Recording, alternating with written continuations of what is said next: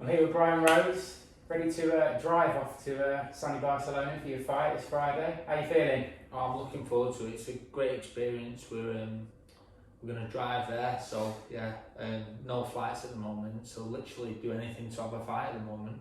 And it's all of you in a Mini, I heard, isn't it? I hope not.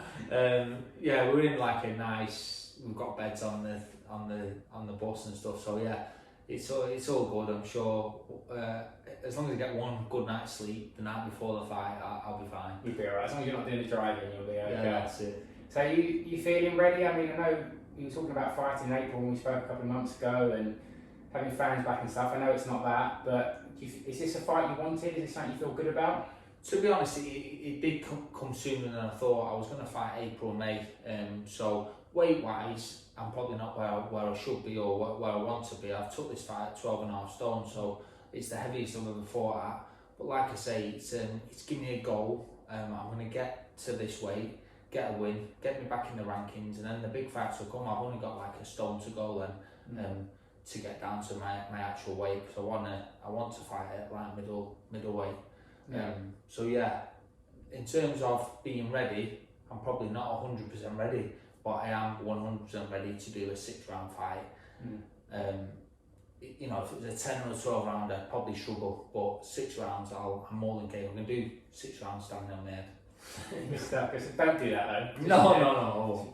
No, I was going to ask you. We spoke before, and we've chatted off air and stuff. And you say you're a very different fighter now to the one you were, maybe what people would call your prime. But when you say that, what do you mean, both good and bad? What would how would the Brian Rose now fare against the Brian Rose then? What would be his, the things he's learned that helps him, and the things that maybe he doesn't have now? I'm definitely more experienced. I'm wiser. I've made mistakes in the past of just fighting anyone. I've been given opportunities for next to nothing, paid very little, and took them because I was just game and brave, nothing to lose sort of style. But now I'm in a position where I don't need boxing to pay my bills anymore. So I'm doing it because I enjoy it and I love the structure of it. So I feel like I'm a more dangerous fighter because I'm enjoying it and I want to do it, rather than sometimes I fought because I think, oh my God, I've got the mortgage to pay or I've got bills to pay, so I need to fight. And that is what a lot of boxers, a lot of boxers are in that position. So now I'm a different fighter because I'm experienced. I might not be the fighter physically that I used to be, but I know I'm more than capable of winning a British or even European title. And people say that your days of fighting for the world title might be over, but who knows? Stranger things have happened. Yeah, definitely. I mean, I've touched on two things there. I mean, you say maybe not the same physically. How does that affect your training now? Are you training the same as you was then? Are you training harder? Have you adapted in any way in your camp? I just do probably less rounds of sparring. So I used to spar like 12 rounds of sparring, get one in, one out, different sparring partners. It was really intense, but now I can do 6 rounds of sparring with maybe 2 sparring partners and finish on the pads or body belt. I don't want to be. You don't need to be taking those punches in sparring when you're going to be taking them in the fight, and I've learned that over the years. And I mean, if I trained a fight myself, I wouldn't have them hard sparring all the time because I just don't think it helps. If you're in a war every fight, then why do you need to do when you're sparring as well? So I mean, I've got a trainer, but I do know how to train myself as well. You've got to train smart as well. So I run a little bit less and do a lot of circuits and stuff. I hate running anyway, so that's got. I was going to say that. I was going to give a game away. I hate running, so yeah. There's loads of other ways of getting fit rather than running. Yeah, no, good stuff. And you actually, I was going to say, there's a few rumours about you knocking people out in sparring at the moment. So you've been doing a fair bit, haven't you? Yeah, I can't name names, but yeah, I've had a couple of people over in sparring, so. Maybe it's this weight, but I've got to remember that I'm going to get hit back off these super middleweight. So I definitely won't be staying at super middleweight. I'll be moving back down to middle. Good stuff.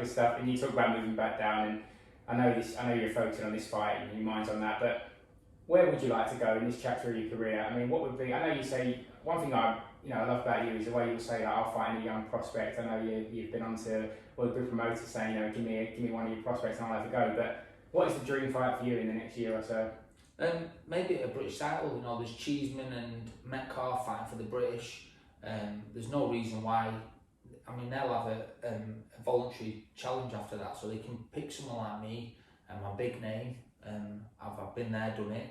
So for me, I'm a big scalp on anyone's record. So, I mean, for me, they're the fights out there for me. British title, European title, them sort of fights are there for me to win still, because like I say, the Fowler fight is about as good as you're going to get, you know, and I felt a little bit unlucky that fight, because I was due to fight Fitzgerald at 3 weeks notice. He's come in and he's always super fit, so it was a little bit unfair what happened, but like I say, I'm still in a position where I can still fight, so I can make up for that. Now, like I say, as a testament to your character, we were just talking before about, you know, how good that Fowler is and his potential and how fit he keeps himself, and you sort of taking that fight at late notice, and I think, you know, accounting yourself very well. So I'm excited for this comeback now. I think it's going to be, you know, a really good time for you, a really good new chapter in your career. And I know you wanted to say a thank you to a few supporters and stuff like that, so I'll let you do that. But good luck. Yeah, thank you, and thanks for the sponsors too. You've supported me throughout. So it wasn't about saying thank you to me. I really appreciate that. I wanted to get that in first. But I just want to thank everyone. When I announced the fight, listen, it's only, I know what this is. It's 6 rounder in Spain. A fight that I should get through and win. So I just want to thank everyone for supporting me. When I announced it, there was so much love and support on social media, because this isn't just about getting a win. For me, I was in a bad place before Christmas. I was drinking a lot. It's not really me, what I was doing before Christmas. So for me, this isn't just about getting the win and getting back on track. It's about my mental state as well. So I'm just glad that I'm happy again, and I feel back to the way I was through boxing. So boxing has saved me. I'm not going to sit here and say it saved my life, but it has saved me from a dark place. So thanks for everyone that's supported me and got behind me. That's great to hear, mate. It's superb that you know, boxing's done so much for you. You do a lot for boxing in your gym, and the young kids you coach, everything you give back. So it's an equal partnership there, mate. And good luck on the fight. And I think it's going to be good times ahead for you. Thank you. Cheers, mate. Cheers, pal.